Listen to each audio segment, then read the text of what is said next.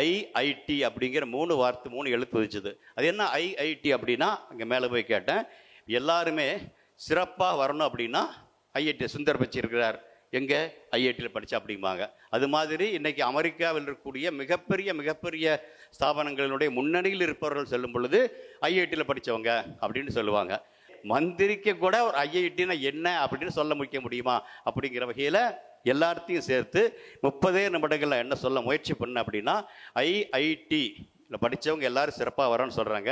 இதை கிட்டத்தட்ட இந்த பொன் வயதிலே இருக்கக்கூடிய இன்னொரு பொன் கிரேட்டா தம்பர்க் நினைக்கிறேன், அது வந்து ஐநா சபையில் அவங்களை எதிர்த்து கேட்டுச்சு. ட்ரம்ப் இருக்கிறாரு, நம்முடைய புட்டின் இருக்கிறாங்க, நம்முடைய பிரதமர் இருக்காங்க, இவங்க எல்லாத்துக்கு முன்னாலே ஹவு டேர் யூ ஆர், என்னுடைய கனவை வலிச்சுட்டு இங்கே வந்து நீங்கள் பேசுகிறீங்களே, என்ன நீங்கள் வந்து வாழ்ந்துட்டீங்க, ஆனால் இப்போ இருக்கக்கூடிய இந்த உலகம் எங்களுடைய கனவு உலகமாக இல்லை, எங்களுடைய கனவை சிதைத்து கொண்டு வந்து இங்கே பேசக்கூடிய உங்களுக்கு எவ்வளவு தைரியம் இருக்கிறது அப்படின்னு ஐநா சபையில் அந்த பொண்ணு வந்து அவ்வளவு பலமாக கேட்டுது. அது உலகம் ஃபுல்லாக அங்கீகரிச்சது. எல்லாரும் சிறப்பாக கைதட்டினாலும் எனக்குள் சிறிதாக ஒரு குறுக்கம் வந்தது. இந்த பொண்ணினுடைய அறச்சீற்றம் கண்டிப்பான தேவைதான், ஆனால் அதை தாண்டி வேற வகையில் யோசிச்சு நல்லா இருக்குமோன்னு நினச்சேன். இந்த பொண்ணு அதைத்தான் பண்ணியிருக்குது. வாழ்க்கையில் ஜெயித்தவர்களிடம் அப்படி என்னதான் இருக்கிறது கேள்வி கேட்கிறார். சாதிக்க வேண்டும் என்ற சபதம் இருக்கிறது, லக்கு இல்லை, அப்பாவினுடைய பணம் இல்லை, அப்பாவினுடைய பதவி இல்லை, தாண்டி சாதிக்க வேண்டும் என்ற சபதம் இருக்கிறது, வாழ்ந்து காட்ட வேண்டும் என்ற வைராக்கியம் இருக்கிறது, வென்று காட்ட வேண்டும் என்ற வீம்பு இருக்கிறது. கவிதையும் வருது, இதுவும் வருது, எல்லாம் சிறப்பாக இருக்குது. இதில் ஏதாவது ஒன்று நமக்கு வரணும். அதுக்காகத்தான் சொல்கிறேன். இல்லை, கனவு காணுங்கள் என்றார் கலாம். அந்த கலாமே மேதக கலாமே அவர்களே கூட செவ்வாய்க்கு அனுப்பணும்னு ஒரு கனவு அவர் காலத்தில் கண்டிருந்தால் முடிந்திருக்காது. இன்று கிடைத்த வாய்ப்புகளால் இன்று நாம் சாதித்திருக்கிறோம். அதனால அவர் சொன்னது, விவேகானந்தர் சொன்னது அன்று சொன்ன அந்த இளைஞர்களுக்காக அல்ல நண்பர்களே, இன்று சொன்ன இளைஞர்களான நமக்காக இருக்கணும் அப்படிங்கிற மாதிரி சொன்னேன். இப்போ விழா தலைவர் அரிமா டாக்டர் எல்.எம். ராமகிருஷ்ணன் அவர்களே, வரவேற்பு நிகழ்த்திய அரிமா பா சிவகுமார் அவர்களே, முன்னிலையாக இருக்கும் அரிமா இரா அர்ஜுனன், அரிமா என்ஜினியர் பா உதயகுமார், எதுவும் சாத்தியமே என்ற நூலின் ஆசிரியரும் கூட, நான் இங்கே வருவதற்கு காரணமாக இருந்தவரும் அவர் தான் நினைக்கிறேன். அரிமா கொங்கு ரமேஷ் அவர்களே, அரிமா வி ஹரிப்பிரகாஷ், அரிமா இரா சு முரளிகிருஷ்ணன், அரிமா முத்துக்குமார், அரிமா பா சதாசிவம், எல்லாரும் தாண்டி எனக்கு அறிமுகம் செய்யும் பொழுது நானே கேட்கிற மாதிரி அவ்வளோ ஒரு இதாக அப்படி சிறப்பாக அவர் சொன்னார் இல்லையா.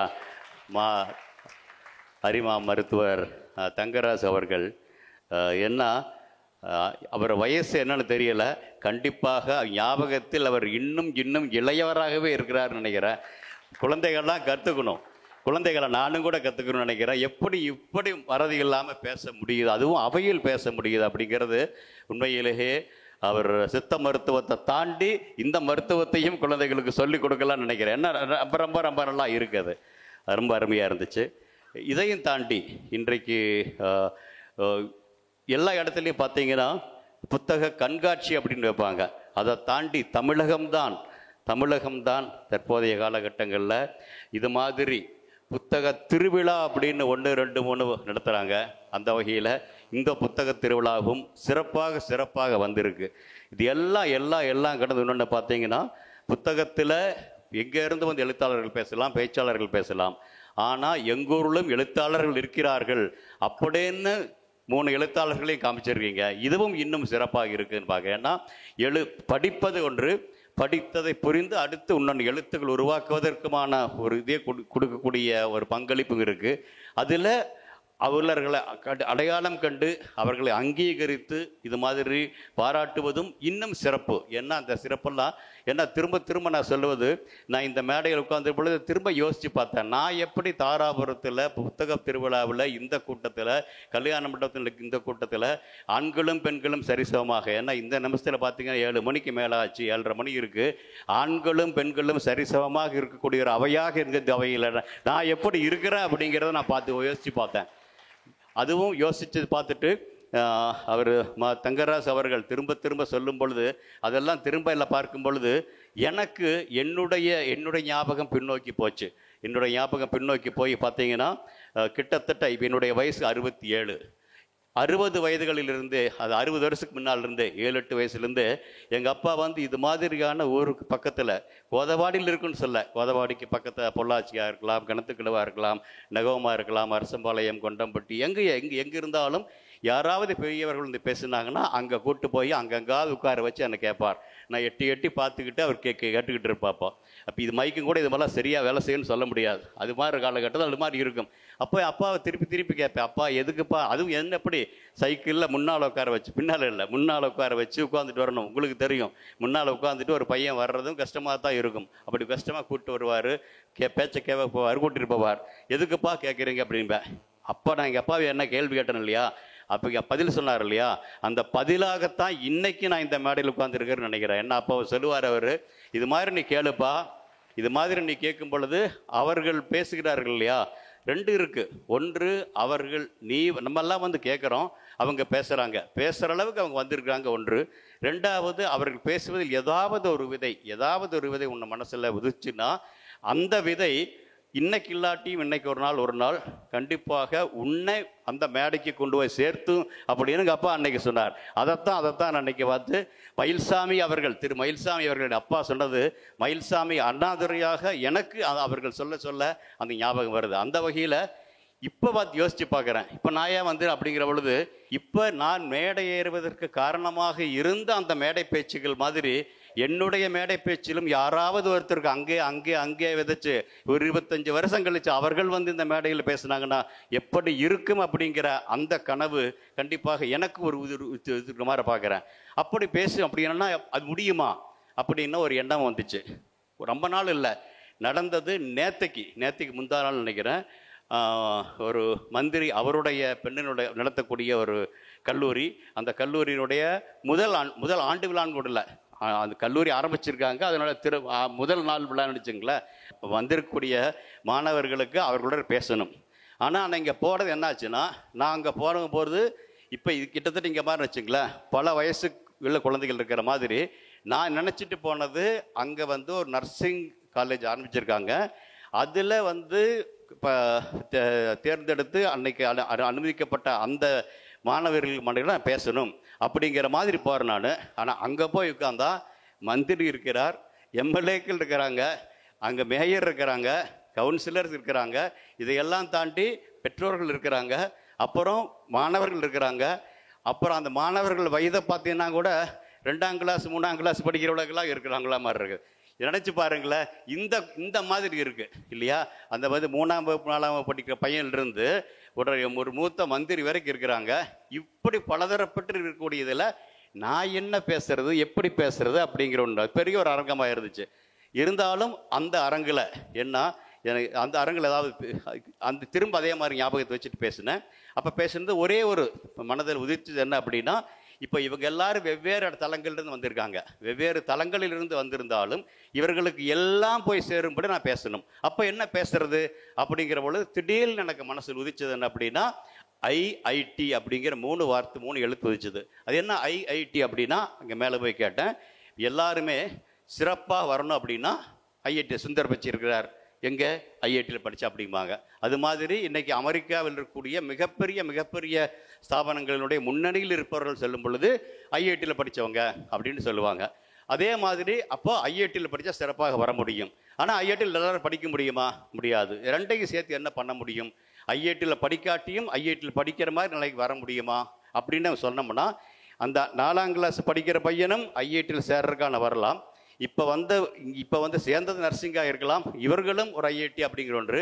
ஏன் மந்திரிக்கு கூட ஒரு ஐஐடினா என்ன அப்படின்னு சொல்ல முடியுமா அப்படிங்கிற வகையில் எல்லாத்தையும் சேர்த்து 30 நிமிடங்களில் என்ன சொல்ல முயற்சி பண்ண அப்படின்னா, ஐஐடியில் படித்தவங்க எல்லாரும் சிறப்பாக வரணும்னு சொல்கிறாங்க. அது எல்லாரும் ஒத்துக்கிறீங்களா? ஒத்துக்கிறாங்க. இப்போ நீங்கள் யாருமே ஐஐடியில் படிக்கல, இருந்தாலும் அதே மாதிரி அவங்க மாதிரி போக முடியுமா? சரியான பதில் இல்லை. இப்போ நான் ஒன்று சொல்கிறேன், 30 நிமிஷம் கழித்து இதில் இருக்கிற எல்லாருமே ஐஐடினாக இருப்பதற்கான வாய்ப்பை உருவாக்க முடியும்னு நினைக்கிறேன். அப்படி முடிஞ்சதுனா தான் இன்றைக்கி நான் இங்கே என்னை கூட்டியிருக்காங்க இல்லையா, இப்போ உதயகுமார் போன்றவங்களை கூட்டிகிட்டு வந்தாங்கன்னா அதே மாதிரி என்னைக்கு மந்திரியினுடைய மகள் கூப்பிட்டு வந்திருக்காங்க, மந்திரியும் வந்திருக்காங்க, மற்றவங்க எல்லாம் இருக்காங்க, அவர்களுக்கும் சேர்த்து சொல்ல முடியுமா அப்படிங்கிற மாதிரி பேச ஆரம்பிக்கலான்னு பார்க்குறேன். ஐஐடினா என்ன? எல்லாரும் சொன்னாங்க ஐஐடினா இந்தியன் இன்ஸ்டியூட் ஆஃப் டெக்னாலஜி. இல்லை, அது ஒன்று தான் மாற்றாம சொல்ல நினைக்கிறேன். இந்தியன் இன்ஸ்டியூட் ஆஃப் டெக்னாலஜி இல்லை, ஐயில் முதல் ஐ அப்படின்னா இன்வால்வ்மெண்ட். எதிலும் அப்படியே இணைத்து, அதாவது பேசுகிற படிச்சுக்கலாம். ஒரு அம்மா வந்து தோசை கொடுக்குறாங்க, இட்லி கொடுக்குறாங்க, வீணேன்னு சாப்பிடாம அனுபவித்து சாப்பிட முடியுமா? சாப்பிட்டு பழகு.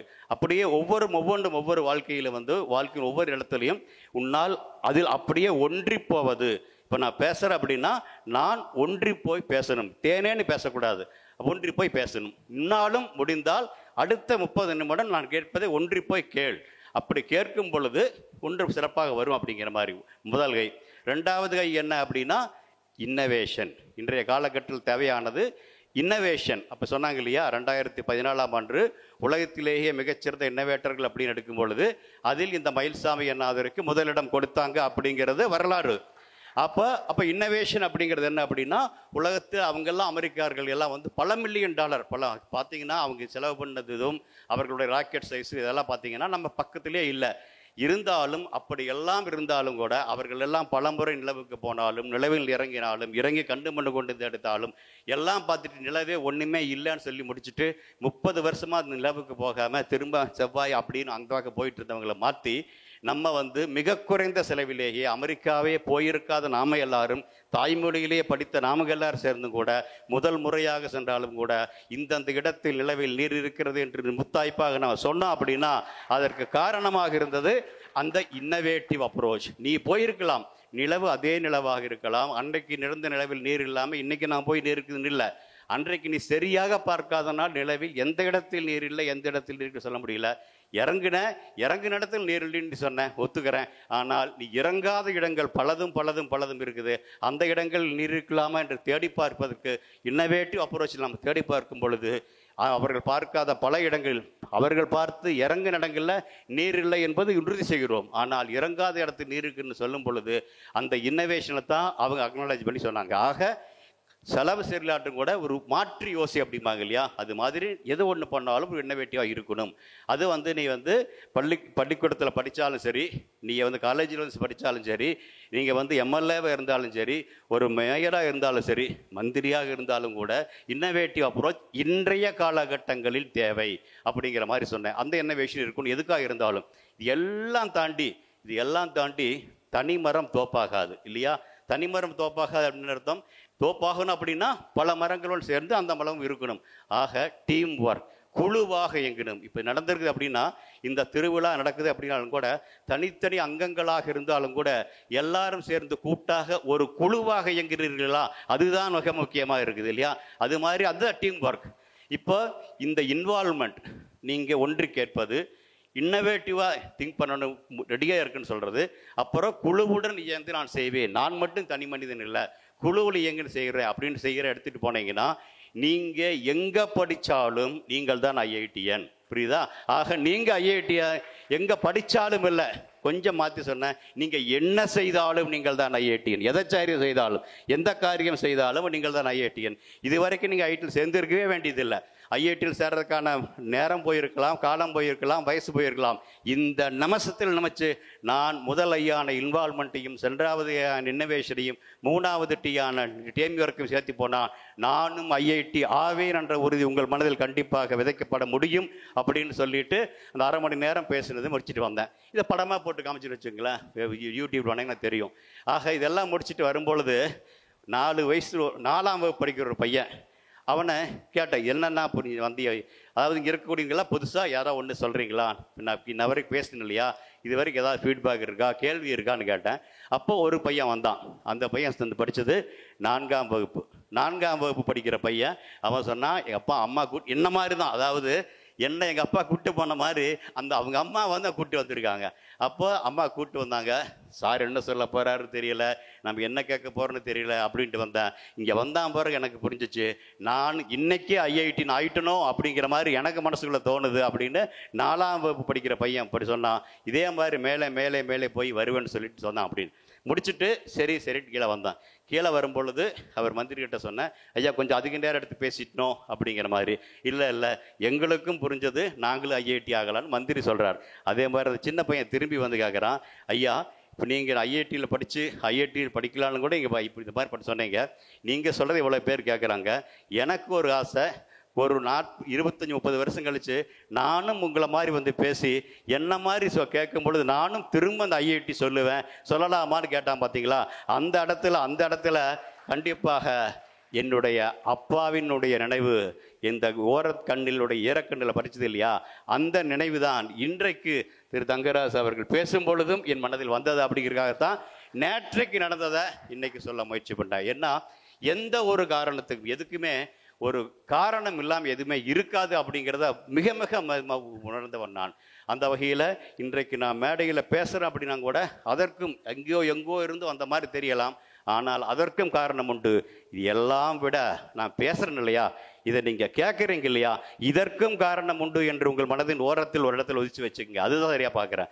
அந்த வகையில் தான் இந்த கேர்ள் வித் 17 ட்ரீம்ஸ், இந்த பொண்ணு வந்து நிறைய எனக்கு வந்து நிறைய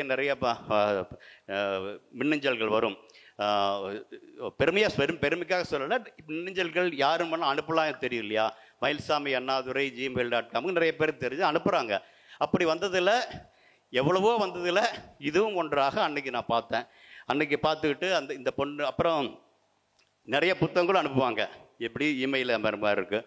இருந்தாலும் அந்த பொண்ணு கேட்டுச்சு, இப்படி ஒரு நான் புத்தகம் எழுதியிருக்கிறேன், சஸ்டைனபிள் கோல்ஸை பற்றி நான் இது இருக்குது, இதை வந்து நான் வந்து ஒரு புத்தகமாக எழுதியிருக்கிறேன், இந்த புத்தகத்தை எங்கே வெளியிட முடியுமா எங்கள் ஸ்கூலில் வந்து அப்படிங்கிற மாதிரி கேட்டாங்க. அதை பார்த்தது எனக்கு தலைப்பே பிடிச்சது. ஏன்னா கேர்ள் வித் 17 ட்ரீம்ஸுங்கிறத தாண்டி ஒரு உள்ளடக்கமாக அநேகமாக அவங்க அம்மாவும் வந்து பொண்ணு சேர்ந்து எழுதுனாங்க, எப்படி இருந்தாங்க எனக்கு தெரியல. எனக்கு அந்த வந்த மின்கடிதத்தை பார்த்துட்டு, மின்னஞ்சலை பார்த்துட்டு, இப்போ வந்து உலகத்திற்கு மிக மிக முக்கியமான ஒன்றாக உலக தலைவர்கள் எல்லாம் சேர்ந்து பேசக்கூடிய ஒன்று, அதை வந்து 17 அங்கமாக பிரிச்சிருப்பாங்க. 14 கோல்ஸாக இருக்கும் இல்லையா. அதாவது உலகம் வந்து இப்போ சிறப்பாக இருக்கணும் அப்படின்னா 2030க்குள்ள 17 தலைப்புகளில் இதெல்லாம் செய்யணும். பசி இல்லாமல் பண்ணணும், நீருக்கு வரணும், சுகாதாரம் இருக்கணும், கல்வி இருக்கணும், எல்லாருக்கும் தொழில் இருக்கணும் அப்படின்னு 17 அங்கங்கள் இருக்கும். அதுக்கு மேலே 169 பிரித்து நடந்திருக்கு. 2015 ஐநா சபையில் பேசிய 3 வருடங்களில் நானும் அங்கிருந்து அவங்க கூட பேசியிருக்கேன். அதனால் எனக்கு அதை பற்றி என்னன்னு தெரியும். இந்த பொண்ணு எழுதியிருக்குங்க பொழுது எனக்கு கொஞ்சம் இதாக இருந்துச்சு. சரி நான் இது பண்ணலாம், ஆனால் உங்கள் பள்ளிக்கூடத்துக்கு வர முடியாது, தாராபுரம்ல வந்து நான் இந்த புக்கு எக்ஸிபிஷன் இருக்குது, அதுக்கு நீ வர முடியுமா, வர முடிச்சதுன்னா நான் வேணா அவங்க கூட பேசுகிறேன், அமைப்பாளரோட பேசுகிறேன், நீ வந்து வெளியிடன்னு சொன்னேன். அதே மாதிரி பேசியிருக்காங்க. இவர்களும் அதே மாதிரி ஒத்துருக்காங்க. இது எல்லாம் தாண்டி என்ன அப்படின்னா, இன்றைய விழாவினுடைய தலைவராக இருக்கார் இல்லையா டாக்டர் ராமகிருஷ்ணன் அவர்களும் இந்த புத்தகத்தை இதுக்கு முன்னையே படிச்சுட்டாங்க. அது பார்த்து தான் புரியும். அதாவது வயது வித்தியாசம் இல்லாமல் அந்த இடத்துல நடந்திருக்குது அப்படின்னு. அக்கினி குஞ்சென்று கன்றேன், அதை அங்கோடு பொந்திடை வைத்தேன், அது வெந்து தணிந்தது காடு, அதில் வந்து தளல் வீரத்தில் குஞ்சொன்று மூப்பொன்றும் உண்டோ. அப்படி வித்தியாசம் இல்லாமல் இன்றைக்கு மிக மிக தேவையானது, உலக நாடுகளுக்கெல்லாம் தேவையானது இந்த 17 தரைகள் எப்படி செய்யணும் பெரிய பேசுகிறாங்க. இதை கிட்டத்தட்ட இந்த பொன் வயதிலே இருக்கக்கூடிய இன்னொரு பொன் கிரேட்டா தம்பர்க் நினைக்கிறேன், அது வந்து ஐநா சபையில் அவங்களை எதிர்த்து கேட்டுச்சு. ட்ரம்ப் இருக்கிறாரு, நம்முடைய புட்டின் இருக்கிறாங்க, நம்முடைய பிரதமர் இருக்காங்க, இவங்க எல்லாத்துக்கு முன்னாலே ஹவு டேர் யூ ஆர், என்னுடைய கனவை வலிச்சுட்டு இங்கே வந்து நீங்கள் பேசுகிறீங்களே, என்ன நீங்கள் வந்து வாழ்ந்துட்டீங்க, ஆனால் இப்போ இருக்கக்கூடிய இந்த உலகம் எங்களுடைய கனவு உலகமாக இல்லை, எங்களுடைய கனவை சிதைத்து கொண்டு வந்து இங்கே பேசக்கூடிய உங்களுக்கு எவ்வளவு தைரியம் இருக்கிறது அப்படின்னு ஐநா சபையில் அந்த பொண்ணு வந்து அவ்வளோ பலமாக கேட்டது. அது உலகம் ஃபுல்லாக அங்கீகரிச்சது. எல்லாரும் சிறப்பாக கைதட்டினாலும் எனக்குள் சிறிதாக ஒரு குறுக்கம் வந்தது. இந்த பொண்ணினுடைய அறச்சீற்றம் கண்டிப்பான தேவைதான், ஆனால் அதை தாண்டி வேற வகையில் யோசிச்சு நல்லா இருக்குமோன்னு நினைச்சேன். இந்த பொண்ணு அதைத்தான் பண்ணியிருக்குது. தேர்வு பெறல, என்ன 17ல் என்ன செய்ய முடியும் அப்படிங்கிற கனவை கதைகளாக எழுதியிருந்தாலும், இந்த கதைகளில் அதை தான் சொன்னேன், இந்த கதைகளில் இருக்கக்கூடியது இதை தாண்டி இது இப்படி யோசிக்கும் பொழுது என்ன, இந்த வயசுல இது மாதிரி பாசிட்டிவ் திங்கிங் அப்படிம்பாங்க, நேர்மறையான எண்ணங்கள் அதை உருவாக்க முடிஞ்சுன்னா அதுதான் நமது வெற்றி. நம்முடைய இளம்பிராய குழந்தைகளுடைய மனதில் ஒரு பாசிட்டிவ் திங்கிங்க, நேர்மறை எண்ணங்கள் இருக்க வேண்டும். உலகம் அழிஞ்சு போயிட்டு இருக்குதுன்னு சொல்லி பிரயோஜனம் இல்லை. இப்படி போகக்கூடிய உலகத்தில் நான் என்ன செய்ய முடியும், திரும்ப கொண்டு வர முடியும் அப்படிங்கிற அந்த எண்ணத்தை உருவாக்கும்படியாக இருந்துச்சுன்னா சிறப்பாக இருக்குன்னு நினைச்சேன். அந்த படியே இந்த புத்தகத்திலிருந்து உண்மையிலேயே எனக்கு மிக மிக மகிழ்ச்சியாக இருந்துச்சு. அதனால தான் இப்படி வந்தேன். இப்போ கிட்டத்தட்ட அதே மாதிரி தான் எதுவும் சாத்தியமே உதயகுமாரும் அவர் வயதில் மூத்தவராக இருக்கலாம், எல்லாத்தையும் கிட்டத்தட்ட குழந்தைகளாக கொண்டு வர முயற்சிக்கிறேன். ஏன்னா குழந்தைகளுக்கு தான் அது மாதிரியான வெள்ளந்தியான எண்ணங்கள் வரும் அப்படிங்கிற வகையில் பார்க்குறேன் நான். இப்போ அந்த வகையில் இவர் அப்பப்போ வாட்ஸ்அப்பில் எழுதியிருக்கலாம். இப்போ நிறைய பேர் வந்து வாட்ஸ்அப்பில் நிறைய பண்ணுறாங்க. கிட்டத்தட்ட அது மாதிரி 180க்கு மேலே வந்ததை 80ஆக பிரித்து கொடுத்துருக்கார். அதுவும் அப்படியே கிட்டத்தட்ட இதுவும் பார்த்தீங்கன்னா இந்த தலைப்பே அப்படித்தான் இருக்கும், எதுவும் சாத்தியமே. ஒரு பக்கம் சொல்லிப்பவங்க, இதுவும் கடந்து போகும், ஏதாவது உனக்கு ஒரு வந்துச்சுன்னா இதுவும் கடந்து போகும் நினச்சிட்டு அதுக்கு மாறிடும் அப்படிங்கிற என்ன ஆகுதுன்னா, that is called passive mentality அப்படிம்பாங்க. அதாவது இது போயிடும் அப்படின்னு ஏதோ யாரையோ வேண்டிட்டு உட்காந்துருக்கிற மாதிரி இருக்குது. அப்படி இல்லாமல் இதுவும் சாத்தியமே அப்படின்னு செய்ய முடியும் அப்படிங்கிற ஒரு மனதில் ஊக்கம் வருது இல்லையா, அதுதான் மிக மிக சிறப்பாக இருக்கும். அந்த வகையில் கொஞ்சம் வித்தியாசமாக கூட நான் பார்த்ததையா, ஏன்னா எதுவும் சாத்தியமே அப்படின்னா கிட்டத்தட்ட 80 தலைப்புகளை அதை பேசுகிறாரு. பேசும் பொழுது முக்கியமானது என்ன, கொஞ்சம் வித்தியாசமாக பார்க்கும் பொழுது அதனுடைய கவிதைகளுடைய கடைசி வரி எல்லாமே இதுவும் சாத்தியமே, இது சாத்தியம்னா இதுவும் சாத்தியமே அப்படின்னு ஒவ்வொன்றா கொண்டு பிடிக்கிறார். அதுவும் எல்லாம் சிறப்பாக வந்திருக்கு. இப்போ அதுவும் பல இடங்கள் சொல்லுவாங்க, உங்களோட அவமானப்படுத்திட்டாங்க கூட, அவமானத்தை ஒதுக்கிட்டு இன்னைக்கு கிட்டத்தட்ட அதே மாதிரி தான். அவமானத்தை பார்த்துட்டு நான் பேசிட்டு இருக்க வேண்டிய அவசியம் இல்லை. அவமானத்தை ஏன்னா ஒருத்தர் நம்ம பற்றி புறம் சொல்கிறார் அப்படிங்கிறா, ஒருத்தர் குறை சொல்லுகிறார் அப்படின்னா அதுக்கு நம்ம இல்லை போடுது. இப்போ நானே போயிட்டு இருக்கிறேன், என்னை ஒருத்தன் பார்த்து முட்டாள்னு சொன்னான்னா நான் இதை ஏற்றுக்க முடியுமா இல்லையா? மயில்சாமி என்ன அதரை முட்டாள் ஒருத்தர் சொல்கிறான், அவன் சொல்லிட்டு போகிறான், அவன் நான் ஏன் ஏற்றுக்க, திருப்பி பேசுனா உண்மையாக இருக்குமோ மற்றவங்க நினச்சிக்குவாங்க இல்லையா? அது மாதிரி எடுத்துகிட்டு போகணும் அப்படிங்கிறது ஒரு பாசிட்டிவ் திங்கிங். அது மாதிரி தான் கொண்டு வர்றாங்க. அப்படி பல இடங்களில் சிறப்பாக இருக்குது, பலரும் எழுதுகிற மாதிரி தான் இருக்குது. இருந்தாலும் சில இடங்களில் பார்த்தீங்கன்னா எனக்கு ரொம்ப பிடிச்சதுமான கூட சொல்லலாம். அதாவது ஒருத்தர் ஜெயிச்சிட்டா அப்படிம்பாங்க, அவனுக்கு லக்குடா, அவங்க அப்பா பணம்டா, சொல்லிட்டு நம்ம தள்ளிட்டு போயிடலாம். அதனால என்ன ஆகுது அப்படின்னா, அவன் போனதுக்கு சரியோ இல்லையோ நீ வேற என்னமோ காரணத்தை சொல்ற, அந்த காரணத்தை சொல்றதுனால நீ முன்னேற முடியாது. புரிஞ்சுக்கலாம்? அதை தாண்டி அவன் முன்னேறி இருக்கான் இல்லையா, அவன் ஏன் முன்னேறிக்கிறான்னு தெரிஞ்சிட்டோம்னா நாமும் முன்னேறுவதற்கான வாய்ப்பை அங்கே உருவாக்க முடியும். ஒன்று அது மாதிரி பார்க்கணும். அந்த வகையில் வாழ்க்கையில் ஜெயித்தவர்களிடம் அப்படி என்னதான் இருக்கிறது கேள்வி கேட்கிறார். சாதிக்க வேண்டும் என்ற சபதம் இருக்கிறது, லக்கு இல்லை, அப்பாவினுடைய பணம் இல்லை, அப்பாவினுடைய பதவி இல்லை, தாண்டி சாதிக்க வேண்டும் என்ற சபதம் இருக்கிறது, வாழ்ந்து காட்ட வேண்டும் என்ற வைராக்கியம் இருக்கிறது, வென்று காட்ட வேண்டும் என்ற வீம்பு இருக்கிறது. கவிதையும் வருது, இதுவும் வருது, எல்லாம் சிறப்பாக இருக்குது. இதில் ஏதாவது ஒன்று நமக்கு வரணும். அதுக்காகத்தான் சொல்கிறேன், அடைவதற்கு என்ற லட்சியம் இருக்கிறது, இந்த லட்சியத்தில் ஒரு தீவிரம் இருக்கிறது, வாய்ப்பு எங்கே என்று தேடுகின்ற தாகம் இருக்கிறது, வாய்ப்பு வரவில்லை என்றால் அதை உருவாக்கும் திறமை இருக்கிறது. மயில்சாமி அண்ணாதரை திரும்ப ஆமோதிக்கிறேன். வாய்ப்பு வரவில்லை என்றால் அதை உருவாக்கும் திறமை நமக்கு இருக்கணும். வாய்ப்பு இல்லைன்னு ஒதுக்கிடக்கூடாது. நான் அது படிச்சுட்டேன், அது பண்ணிட்டேன், வாய்ப்பு இல்லை அப்படி கவலையப்படாத. அந்த வாய்ப்பையும் முன்னால் உருவாக்க முடியும். கொங்கு மண்டலம் அதில் முன்னில் இருக்கிறது என்பதை எனக்கு என்னால் சொல்ல முடியும். ஏன்னா இன்றைய செய்தி கூட என்ன சொல்லுது, இந்தியாவினுடைய சராசரி வருமானம் ஒரு மனிதனுக்கு இருக்குன்னா, தனி மனிதனுடைய வருமானம் கிட்டத்தட்ட 2 லட்சம்னா, கொங்கு மண்டலம் 3,75,000 வாங்கி இருக்குது அப்படின்னா அதனுடைய பலன் என்ன அப்படின்னா, இல்லாத திறமைகளை நீர் இல்லை என்று ஒதுங்கவில்லை, நீர் இல்லாவிட்டாலும் கூட இங்கே பண்ண முடியும் அப்படிங்கிறத கொங்கு மண்டலம் காமிச்சிருக்குது. அப்படின்னா அது இந்தியாவுக்கு மட்டுமல்ல உலகுக்கே சொல்வது, திறமை இல்லை, அதாவது வாய்ப்பு இல்லை என்று ஒதுங்காதே, வாய்ப்பை உருவாக்கி கொள்ளும் திறமையை நீ வளர்த்துக்கொள் என்பது.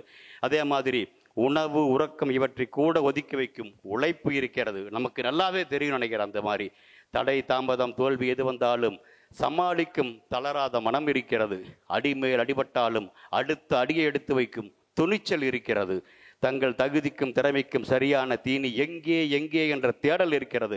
இது மாதிரி புத்தகங்களை படித்து பாருங்க, கண்டிப்பாக அந்த தேடலினுடைய இடம் உங்களுக்கு கண்டிப்பாக எடுத்துட்டு போகும் அப்படிங்கிறத சொல்ல வச்சிருக்கிறேன். சூழ்நிலைக்கு தகுந்தபடி அனுசரித்து போகும் அடக்கம் இருக்கிறது. அது மிக மிக முக்கியம். எங்க உச்சாணி கம்புக்கினால் போயிடலாம், இருந்தாலும் அந்த இடத்துக்கு தேவையான அடக்கம் கண்டிப்பாக நம்மளுடைய இருந்தே வர வேண்டும். மிகச்சிறப்பான பாடமாக பார்க்கிறேன். தன் மீதான விமர்சனத்தை சரியான விதத்தில் எடுத்துக்கொள்ளும் விவேகம் இருக்கிறது. அறிவு, ஆற்றல், ஆதரவு என அனைத்தையும் முழுமையாக பயன்படுத்திக் கொள்ளும் மூளை இருக்கிறது. குறிக்கோள் நோக்கிய வேலைகளுக்கு மட்டுமே நேரத்தை அதிகமாக இருக்கும் அக்கறை இருக்கிறது. வாட்ஸ்அப் படிக்கூடிய எல்லாருமே புரிஞ்சுக்க வேண்டிய ஒன்று, நம்முடைய நேரம் கடந்து போவதற்கு முன்னால நாம் செய்ய வேண்டியது நிறைய இருக்கு. ஆக நேரத்தை வீணாக்குவது என்பது மிக மிக சரியானது அல்ல. கடமைகள் காத்து கிடக்க வீண் பொழுதுபோக்குகளில் புத்தியை செலுத்தாத திடம் இருக்கிறது. நேற்றை விட இன்று எவ்வளவு வளர்ந்தோம் என அளந்து அறியும் ஆர்வம் இருக்கிறது. திரும்ப திரும்ப நான் அப்படியே பேசிக்குவேன். நான் ஒவ்வொரு நாளும் தூங்கும் பொழுது நேற்று தூங்கியதை விட, நேரத்தில் இருந்ததை விட இன்று ஒரு சிறிதளவாவது எனது எடையில் அல்ல, எனது உருவ பருமனில் அல்ல, இந்த மயில்சாமி அண்ணாதுரை எங்கேயாவது இடத்துல ஏதாவது ஒன்று சிறிது நேற்றைய விட இன்று வளர்ந்திருக்கிறானா என்று கேட்ட கேள்வியின் பற்றினால்தான் இன்றைக்கு நான் ஓரளவுக்கு வளர்ந்திருக்கிறேன் என்றால் அந்த வளர்ச்சிக்கு காரணம் இந்த நேற்றைய விட இன்று எவ்வளவு வளர்ந்தோம் என்று அளந்து அறியும் ஆர்வம் தான் இருக்கு நினைக்கிறேன். அத்தனைக்கும் அடிப்படையாய் அசைக்க முடியாத தன்னம்பிக்கை இருக்கிறது. இது எல்லாம் சாத்தியமெனில் இதுவும் சாத்தியமே. இந்த புத்தகத்தினுடைய சத்திய வாக்கியம் அதுதான். படிச்சு பாருங்க, மிக மிக சிறப்பாக இருக்கும். அதே மாதிரி தான் இன்னைக்கு ஃபுல்லாக பேசிட்டே போயிட மாட்டிருக்குது. இருந்தாலும் நெல்கூட்டி அது பார்த்தீங்கன்னா நமக்கு சொன்ன மாதிரி அந்த கொங்கு வாசனை அப்பப்போ வருது. அதுவும் கடைசி கதையை பார்த்தீங்கன்னா சொல்லுவாங்க, நம்ம முயல் அப்படிங்கிறதெல்லாம் அந்த காலத்தில் அவ்வளோ பெருசாக நம்ம சொன்னதில்லை, மொசல்னு தான் நான் சொல்லுவோம் இல்லையா. அதை மொசக்கரியில் ஆரம்பித்து அந்த மனம், இந்த மொசக்கரி மனம் எனக்கு புரியுது என்ன அப்படின்னு நான் அதுக்காக சொல்ல வர்றேன். ஏன்னா மனம் மண்மனம் மாறாத அந்த இது கொண்டு போய் கொடுக்கணும். ஏன்னா இலக்கியம் என்பது எங்கேயே இருக்கிறது இல்லை, நம்ம குட்டையே இருக்குது. அதையும் கொண்டு போய் கடத்த வேண்டிய அவசியம் இருக்குது. அந்த வகையில் இன்றைக்கு தான் இதை எனக்கு கையில் பார்த்தேன். நான் இப்போ நெல்கூட்டி அவரும் நிறைய பரிசுகள் வாங்கியிருப்பதாக தெரியுது. பத்திரிகை துறைகளும் இருக்கிறாங்க, இலக்கியத்தில் இருக்கிறாங்க. எல்லாம் அவர்களுக்கும் என்னுடைய வாழ்த்துக்கள். அதிகமாக படிச்சிருந்தா இன்னும் கொஞ்சம் சிறப்பாக சொல்லியிருக்க முடியும். இதெல்லாம் எதுக்காக சொல்ல வர்ற அப்படின்னா, இந்த இடங்கள்ல எல்லாம் இப்படியெல்லாம் ஒவ்வொன்றும் இந்த இடத்துல புத்தகத்திற்காக விழா எடுக்கும் அதே தருணத்தில் இந்த புத்தக விழாக்கள் நம்முடைய வாழ்க்கையை விழாவாக கொண்டாடுவதற்கான வாய்ப்பை கொடுக்கிறது அப்படிங்கிறதுக்காக. ஏன்னா வாழ்க்கை என்பது மிக மிக அரிதமானது. அதுவும் மனித வாழ்க்கை அரிது மனிதராய் பிறத்தல் அரிது, அதிலும் கூன் குருடு செவிடு நீங்கி பிறத்தல் அறிதல், அதிலும் அரிது பீடு நீங்கி பிறத்தாலும் கல்வியும் ஞானமும் அயத்தல் அரிது அப்படிம்பாங்க. அப்படி சேடி நாம் படிக்கக்கூடிய அளவுக்கு நாம் வந்திருக்கிறோம்னா அரிதிலும் அரிதான ஒரு இதாக வந்திருக்கிறோம். அப்படி நாம் அரிதிலும் அரிதான இந்த வாழ்க்கையை மிக மிக சிறப்பாக கொண்டு போவதற்கான வாய்ப்பை நாம் தவறு விட்டுறக்கூடாது. அப்படி போனோம்னா பல துறைகளில் நாம் எடுத்துகிட்டு போக முடியும். வரும்போதும் கூட பேசிட்டு வந்த அவங்க சுரேஷ் கூட, அதாவது கிட்டத்தட்ட ஒரு 100 வருடங்களுக்கு முன்பால் இருக்கக்கூடிய ஒரு மனிதர்கள் யாராவது அப்போ சினிமா வந்திருக்கலாம். அதெல்லாம் பார்த்தீங்கன்னா தெரியும். அப்போ எப்படி சொர்க்கம் அப்படின்னா என்ன இருக்கும் அப்படின்னு ஒரு யோசிச்சிருப்பாங்க இல்லையா. சொர்க்கம்னா என்ன இருக்கும், எனக்கு தேவையான சாப்பாடு நான் கேட்குற போது கிடைச்சிடணும், நான் இங்கேருந்து ஒரு இடத்துக்கு போகணும்னா பறந்து போயிடணும், அங்கே எங்கேயோ இருக்காங்கன்னா அவர் கூட நான் நேரடியாக பேசிடணும், இப்படி எல்லாம் நினச்சிட்டு இருப்பாங்க இல்லையா. இப்போ இதெல்லாம் நடந்துட்டு இருக்குதே இல்லையா. நினச்ச நேரத்தில் நமக்கு தேவையானதை சொன்னால் சாப்பாடு வீட்டுக்கு வருது, சாப்பிட முடியும். ஸ்விக்கி இருக்குது, சொமோட்டோ இருக்குது, அது மாதிரி வருது. அதே மாதிரி எங்கள் இடத்துக்கு பறந்து போக முடியும். காலையில் புறப்பட்டேன், 10-12 மணிக்கு தான் புறப்பட்டேன். கோயம்புத்தூர் வந்தேன், தாராபுரம் வந்தேன், பேசுகிறேன். ரோடும் கூட போன முறை எனக்கு வந்த ரோடை விட இந்த ரோடு மிக மிக சிறப்பாக நான் பார்த்துருக்கிறேன். அப்படி சிறப்பாக போகும் பொழுது நம் முன்னால் அதாவது 50-60 வருடங்களுக்கு, அது 100 வருடங்களுக்கு முன்னால் இருக்கக்கூடியவங்க யாராவது இன்னைக்கு வந்தாங்கன்னா, இன்னைக்கு அதே மாதிரி வந்தாங்கன்னா இந்த இடம் ஒரு சொர்க்கம் அப்படின்னு சொல்வதற்கான கண்டிப்பான வாய்ப்பு இருக்கு. ஆனா நாம் அப்படி இல்லை. அப்படி இருக்கக்கூடிய அந்த வாய்ப்புகளை நாம் சரியா இதெல்லாம ஒரு ஒரு மாதிரி குறை சொல்லி பேசுகிறோம். அந்த குறை சொல்லாமல் இருக்கணும் அப்படின்னா இது மாதிரியான பாசிட்டிவ் திங்கிங் இருந்துச்சுன்னா சிறப்பாக இருக்கும். குறைகள் இல்லைன்னு சொல்லலை, ஆனால் அந்த குறைகள் சொல்வதை விட அந்த குறைகளை நான் எப்படி நீக்க முடியும் அப்படிங்கிற வகையில் எடுத்துகிட்டு போவதும், இருக்கக்கூடிய நிறைகளை எல்லாம் சிறப்பாக பார்ப்பது. ஒரு மனிதன் இருக்கிறான் அப்படின்னா ஒரு மனிதனுடைய அங்கங்களில் சிறப்பாக இருக்கிறத பாருங்க. அதே மாதிரி ஒரு மனிதன் பேசுகிறான்னா பேசுகிற பலதும் இருக்கலாம், ஏதாவது ஒன்று. இப்போ நான் இது வரைக்கும் பேசியிருக்கிறேன் 45 நிமிஷத்தில் எல்லா வார்த்தைகளுமே உங்களுக்கு மனசில் ஏறணும் அவசியம் இல்லை. ஏதாவது ஒன்று சரியாக பதியுமா அதை மட்டும் எடுத்துக்கொள்வோம், மற்றதை ஒதுக்குவோம். ஏன்னா நெல்மணி எடுத்துட்டோம்னா அந்த பதரை ஒதுக்கிட்டு தான் நாம் எடுத்து சாப்பாடு போடுறோம். நம்ம சாப்பாட்டுக்கு போகக்கூடிய ஒவ்வொரு வேலையும் அது ஒன்று பல வகையில் எடுக்கப்பட்டு தான் நமக்கு வருது. அதே மாதிரி வாழ்க்கையிலும் நல்லதை எடுத்துகிட்டு போனோம்னா எல்லாம் சிறப்பாக இருக்கும் அப்படிங்கிற நம்பிக்கை கண்டிப்பாக எனக்கு இருக்குது. அதுதான் வரத்த சொல்லுவாங்க. சுவாமி விவேகானந்தருடைய 125வது பிறந்த நாள் விழா கொண்டாடும் பொழுது அப்போ பல இடங்களில் போய் பேசுவதற்கான வாய்ப்பு எனக்கு கொடுக்கப்பட்டது. ஏன் அப்படின்னா, அதாவது இந்தியாவின் பல மாநிலங்களில் அந்த மாநிலத்தினுடைய தலைவர் தான் அதை கொடியசைத்து அவருடைய தேரை அனுப்பி வைப்பாங்க. அது மாதிரி இருந்தது இப்போ பல மாநிலங்களில். ஆனால் தமிழகத்தில் என்ன கொடிப்பினையோ என்னமோ தெரியல, எங்கள் அப்பா அம்மா முன்னிலையில் மயில்சாமியண்ணாதுரின் கையில் அந்த இதை கொடுத்து கோயம்புத்தூரில் ஆரம்பித்து தமிழ்நாடு முழுவதும் வரும்பாக அவங்க பண்ணாங்க. அப்போ பேசும் பொழுது ஒரு விளையாட்டாக வெள்ளந்தியாக சொன்னது என்ன சொல்லிட்டு அங்கே தான் முதல் முதலாக கொடியமைச்சு அனுப்பிச்சிட்டு இன்னைக்கு நான் டெல்லி போகிறேன், எல்லாம் சரியாக போகும் பட்சத்தில் நாம் அடுத்த வருடத்துக்கு இந்த வருடத்துக்குள்ள செவ்வாய் கிரகத்திற்கு ஒரு கலன் அனுப்பிச்சிருவோம். எல்லாம் சரியாக வரும் பட்சத்தில் ஒரு வருடம் பொழிந்து தேர் இங்கே வரும் பொழுது செவ்வாயில் முதலாக நம்முடைய நாட்டின் சுற்றிய நம்முடைய செயற்கைக்கோளை அனுப்பிய முதல் நாடாக இந்தியா வர முடியும் அப்படிங்கிற மாதிரி சொல்லிட்டு வந்தேன் நான். இப்போ அதே மாதிரி நடந்துச்சு. என்னை திருப்பி என்னை கூப்பிடும் பொழுது அப்போ விவேகானந்தருடைய அவையில் இது மாதிரி ஒரு வார்த்தை சொன்னதுக்கே ஒரு வீரியம் இருக்கும் பொழுது விவேகானந்தர் சொன்ன ஒரு வீரியமான ஒரு வார்த்தை எனக்கு ஞாபகம் வந்துச்சு. என்ன சொன்னார்? 100 இளைஞர்களை கொடுங்கள், உலகத்தையே இந்த உலகத்தை மாற்றி காமிக்கிறேன்னு சொன்னார் இல்லையா? அவர் போய் கிட்டத்தட்ட 100 வருஷத்துக்கு முன்ன சொல்லிட்டார். 125வது பிறந்தநாள் கொண்டாடுறோம். அவருடைய 39 வருடங்கள் போனவர். கிட்டத்தட்ட 100 வருடங்களுக்கு முன்ன சொன்னது. 100 வருடங்களில் எவ்வளவு 100 இளைஞர்கள் போயிருப்பாங்க. ஏன் நடக்கல அப்படிங்கிற பொழுது அப்போ சொன்ன நான், இல்லை கனவு காணுங்கள் என்றார் கலாம்.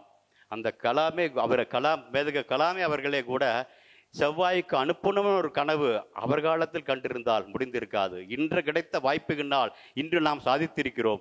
அதனால அவர் சொன்னது, விவேகானந்தர் சொன்னது அன்று சொன்ன அந்த இளைஞர்களுக்காக அல்ல நண்பர்களே, இன்று சொன்ன இளைஞர்களான நமக்காக இருக்கணும் அப்படிங்கிற மாதிரி சொன்னேன். இப்போ விளையாட்டுக்காரங்கள் இல்லையா இந்த குழந்தைகள், இந்த இளைஞர்கள்? நாங்கள் 100 அல்ல 1000 10,000 இளைஞர்கள் இருக்கிறோம். எங்கே விவேகானந்தர் அப்படின்னு கேட்குறாங்க. அதற்கான பதில் என்ன அப்படின்னு பார்க்கும் பொழுது, ஒவ்வொருவரும் வெளியே விவேகானந்தரை தேடாதீர்கள், உங்களுக்குள் விவேகானந்தரை தேடுங்கள் அப்படிங்கிற பதிலாக நான் சொன்னது, என் மனதிலும் நான் ஒரு விவேகானந்தரை தேடுகிறேன், உன் மனதிலும் ஒரு விவேகானந்தரை தேடு.